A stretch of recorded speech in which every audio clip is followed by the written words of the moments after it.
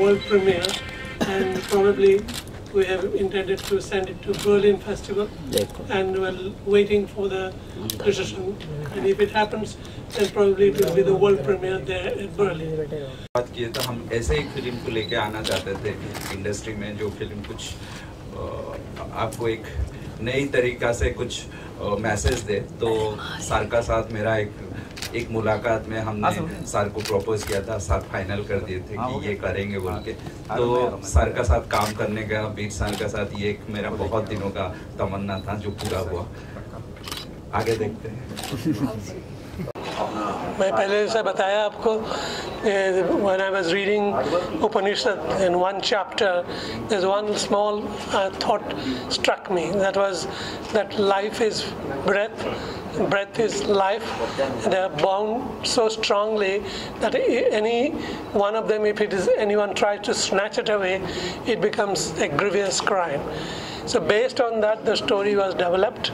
And it's about a young mind's response to a certain incident in his life, which has a tremendous impact on his thinking process, and it becomes a process of introspection to find out what he's intending to react, the way he wants to react to the situation, whether it is relevant or it is something which is very unlawful by itself.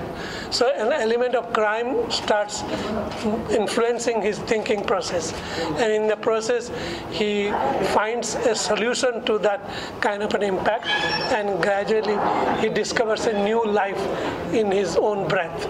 This is the story about. So one thing that got you automatically connected to the story, I mean, while you were working on the project, what was that thing that, I mean, it came, I mean, your inner voice actually, and you got struck? But as I told you, that it's an introspection, and it's actually a psychological analysis of the human mind, that how a human mind can be totally affected by certain intentions or certain ideas which can completely destroy the value of human life.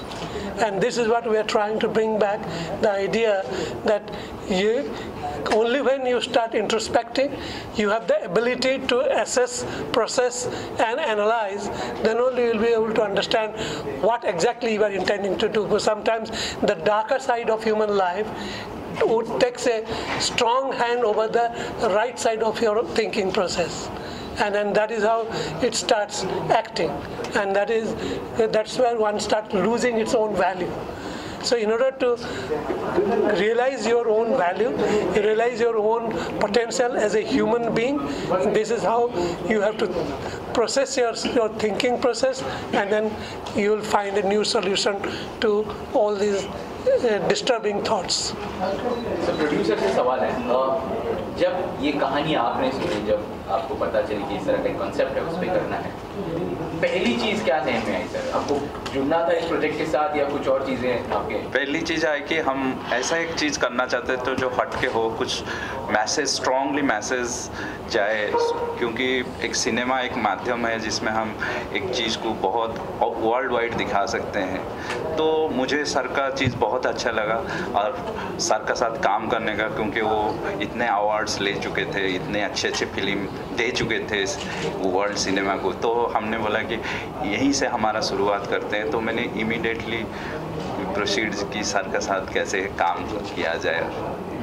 लेकिन हम सब जानते हैं sir, producer को कितनी तकलीफ होती है, कितनी परेशानी होती है जब एक फिल्म बनानी जब आती है, इसमें बहुत सारे इश्यूज होते हैं। क्या कुछ परेशानी आई आपको जब फिल्म बन रही है? अभी भी क्या कुछ हो रहा है? हाँ, मेरे लिए तो बहुत नया चीज़ था कि इस तरह का एक फ़िल्म बनाना, और जिसमें हमें बहुत सारा लोकेशन चाहिए था, जंगल चाहिए था, फॉरेस्ट चाहिए था, और सर का जो रिक्वायरमेंट था उसको मीट करना। एक वर्ल्ड क्लास फिल्म बनाने के लिए जो चीज़ चाहिए था, मुझे सीखने को बहुत मौका मिले।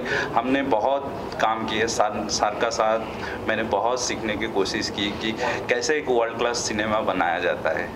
सर, अंतर्ध्वनि की बात कीजिए तो टाइटल कहीं एक सस्पेंस नज़र आ रहा है, मतलब किस तरह का कंसेप्ट, मतलब ये कहानी इनर वॉइस जैसा कि आप इनर वॉइस जो आपके अंदर से आता है, आप पूरा फिल्म जब देखेंगे, अंदर का आवाज़, एक इंसान का अंदर का आवाज़, तो जब फिल्म आप देखेंगे तो वहाँ रिफ्लेक्ट होगा कि हमारा स्टोरी क्या है, क्यों बना है। और एक बात मैं बोलना चाहता हूँ, ये सिर्फ film making is such A integrated process जिसमें प्रोड्यूसर और डायरेक्टर कोई भी एक इंडिविजुअल्स हो, whether it is a director or whether it is a producer, unless until there is some kind of a coherency, there is some kind of a harmony, there is some kind of an understanding, then only you will be able to work. And especially in this case, Mr. Rajesh, I must tell he is very daring, so daring that he takes its own risk without feeling even a little pinch that he's being tremendously pressurized. And that's what it gives the kind of a freedom. In that freedom, you act and you react, and then you also create something which you intend to do. And that's why I think it's a tremendous positive sign from the producer's point of view. Even the music director, I mean, poster जब देखते हैं तो बहुत सारे shades दिखाई दे रहे हैं उसमें कि ऐसे भी हो सकता है, वैसे भी हो सकता है. हालांकि आपको आई गेस कुछ परेशानी हुई इसके वक्त म्यूजिक बनाते वक्त, या कैसे था पूरा? नहीं, परेशानी तो नहीं हुई बिकॉज काफ़ी साल काम करते हुए बॉलीवुड में. यस, एक ये था कि हम जितने बॉलीवुड में गाने मैंने जितने भी प्रोड्यूस अरेंज किए हैं, ये फिल्म बहुत अलग थी उससे. Totally different concept. It's a very off-beat film. It's not what we regularly do in Bollywood. परेशानी ये थी कि इनका एक specific genre था जो इन्होंने मुझे explain किया था. This is the boundary that you need to be very undercurrent music. है ना sir? Very undercurrent, not too loud. And I think मैं और वीर सर day one से click कर गए. The first time he met me, he gave me a small piece to work on, and I presented that piece to him, and he loved it, and I think we just clicked from day one. And I think there were not too many changes also in the music. It was actually, in fact, music in this film, music has a different character by itself because it is connected to your own sensibilities. It's not just like that you hear and you enjoy this music. It's not like that. It's a music which actually goes deep inside your own self and then trying to bring out a different kind of a feeling, a different kind of a vision in your thought process. So here were about 6-7 music directors के साथ मेरे साथ मुलाकात हुआ था. फिर ultimately I came back and I met Nishar and I spoke to him and I explained to him what exactly I want. I didn't want a kind of a music with a kind of a certain rhythm or certain melodious form. It was not like that. So I explained to him and he understood it, and that's what I liked, because understanding something and then using your potential, your talent to bring out something in tune with what you have understood, it makes a lot of difference. So he is a talented person. Thank you, sir. He's a very potentially very strong person.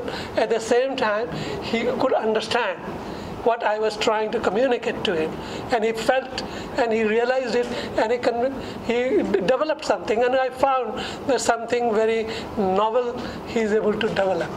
And that was how that is the basics of our development as far as the music is concerned. And then gradually we give little hints here and there to develop it, to make it more better, and that's the way it works.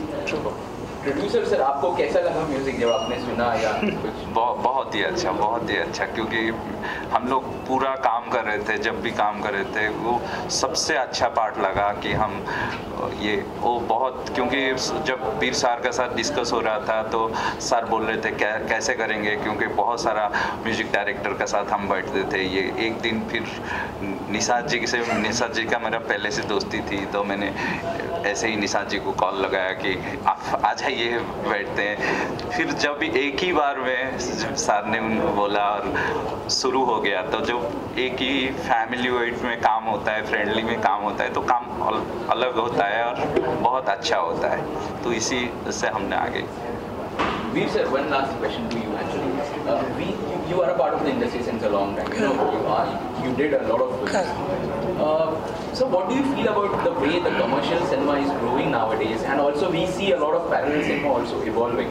ऐसा नहीं है कि लोग सिर्फ commercially देखते हैं, कि और भी तरह की भी फिल्में आई हैं, not just Bollywood, but अगर हम मराठी फिल्मों की तरफ जाए, Bengali cinema, Gujarati films for that matter, ये भी इवॉल्व हो रहे हैं. So what are your thoughts on this growing this thing? See, you look at cinema as a kind of a language. Now, when you think of a language, your main concern is how to reach to the people. And how you reach to the people, and in what form you reach to the people, and what novelty you are bringing to develop a new awareness, new understanding in the minds of the people. That's what makes cinema a very, very potential force. And that is how India has been a tremendous country with so much potential, so much talent, that they are able to create a lot of credibility in terms of this language. But I still feel the language needs to be still developed, because that is the clue on the basis of which all the talented people will find a new form of expression within themselves. It's not the question of you like it, so that is the end of it. It's not that. If you like it, why you like it, what is the nature of its liking, and what is the credibility of that liking, and what is the capacity of your reasoning power which makes your liking to be so valuable. So how valuable is your liking will help cinema also to grow. And that's what I look at. We are very keen that a film should be seen by people, because ultimately what you make, it is all for the people, and that's what we all are intending to do that. But at the same time, there is a certain process which we have to take care of in terms of that we want to have a world premiere. You know, for a world premiere, you have to have a very credible festival where they can have that world premiere with a tremendous amount of value attached to it. And that's what we are intending to do. So once we have some kind of a world premiere, then it will be everywhere, it will be shown to people to make a feel of the value of this film. की आवाज़ अलग अलग है, उसके काम के हिसाब से। फिर मैंने जब स्क्रिप्ट को पढ़ा, धीरे धीरे पता चला कि क्या है। क्योंकि हम सिर्फ पोस्टर ही देख रहे हैं, कहानी के बारे में हमें कुछ भी पता नहीं है। अगर आप कुछ बता पाए कि क्या कहानी है और आप किस तरह से इससे असोसिएट। कहानी के बारे में तो हमें भी कुछ पता नहीं।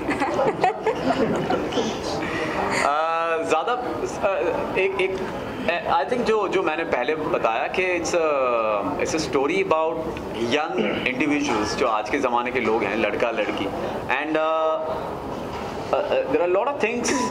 हम लोग जो भी पिक्चरें देखते हैं, there are more two dimensional, कि आप देखते हो कि ये सिचुएशन हुई, उसके बाद इसने ऐसे रिएक्ट किया या वो, but like you know what happens inside your head when something drastic happens in your life, like there are a lot of inner demons that happens, and how do you deal with that? So that is what the film is based on. And story के बारे में तो I don't think I can even if I try, मैं इतना बता नहीं पाऊंगा, because I don't have proper words to actually explain it. She can actually yeah. I can explain my character only in this film. I don't know कि पूरी film में भी आपको बता नहीं सकती हूँ। हमें लगता है कि डायरेक्टर सर ने आपको पहले ही बता चुके होंगे कि अंतर्ध्वनि क्या है, इट्स ऑल अबाउट। तो मैं सिर्फ अपने कैरेक्टर के बारे में बताऊंगी कि मेरा नाम इस फिल्म में शालिनी है, और Shalini she belongs from a farmer family जो कि दुनिया को कुछ डिफरेंट तरीके से देखती है, और जैसे कि उसके अंदर उसके बात करने के तरीके से ना, उसके अंदर से एक सच्चाई और एक मासूमियत जो झलकती है ना, वो दिखाई देती है। बहुत ही मतलब जो बोलते हैं हम्बल लड़की है, but she is very sophisticated and mysterious also. तो यही कहानी है और यही शालिनी की कैरेक्टर है, ये इनकी कहानी है। शालिनी जी कितना रिलेट करती है रियल लाइफ में, कैसी हो? She Shalini is somehow related to real life also, but Shalini का भी कैरेक्टर यहाँ पे दो तरीके के दिखाया गया है। She is also acting in double role. तो दूसरी जो शालिनी है totally different, she is very bubbly, बहुत ही मॉडर्न टाइप की होती है, बहुत ही बिंदास कैरेक्टर की होती है। तो वो मेरे लिए थोड़ा सा डिफिकल्ट था, बट ठीक है, दोनों कैरेक्टर को अलग अलग करके पोर्ट्रे करना इस बहुत बड़ी बात है, और जो मैंने किया है।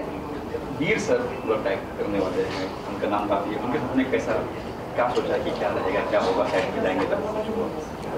सी वीर सर के बारे में तो मैं क्या कहूँ, मतलब उनके जैसे डायरेक्टर, मतलब he is one of my most favourite director in the Bollywood industry.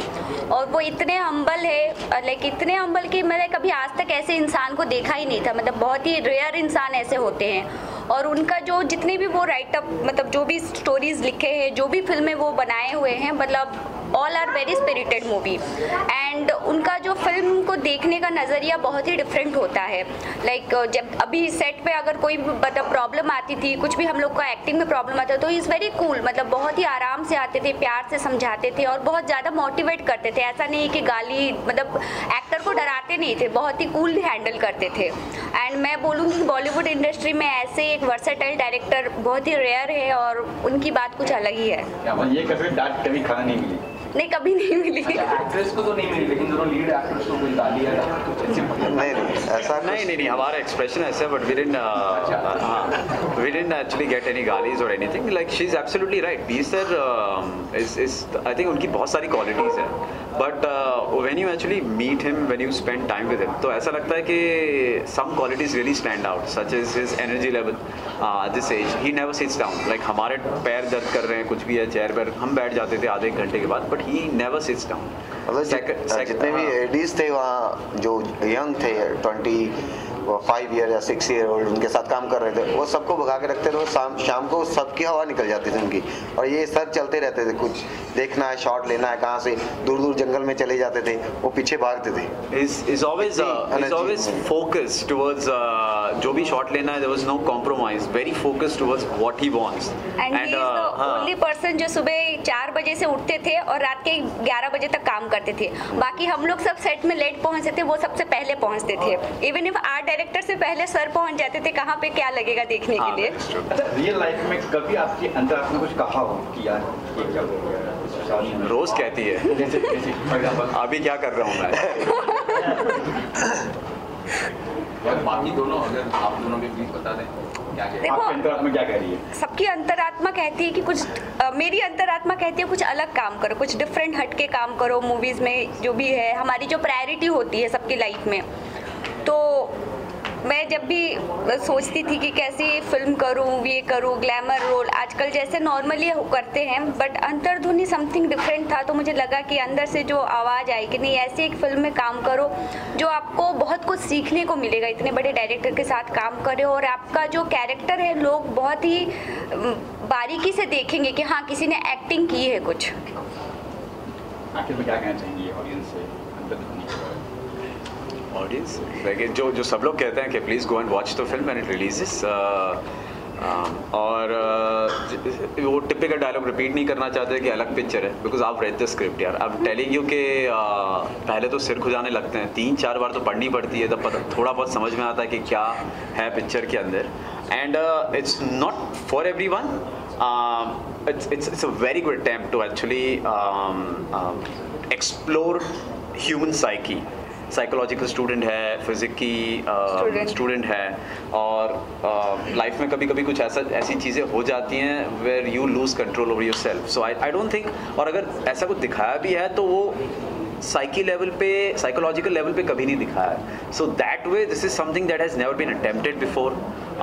So I just recommend that when you see the trailer and when you see the rushes and everything, I think जो typical जो वर्ग है जो ऐसी पिक्चरें देखते हैं, that definitely will appeal to them, and I encourage everyone to go and watch the film and support us. That's pretty much अगर किसी को देखना है ना, मतलब उनका फ़ोन साइलेंट करना पड़ेगा, एंड वो कभी भी जाके बाहर निकल के एक पॉपकॉर्न खरीदने के लिए नहीं सोच सकते। अगर एक सिंगल सेकंड भी मिस करते हैं तो समझने में उनको बहुत डिफिकल्ट है। बहुत ही इंटेलेक्चुअल लेवल पे है। ऐसा नहीं है कि गाना है तो 5 मिनट में जाके वॉशरूम से आ जाओ, ऐसा नहीं है।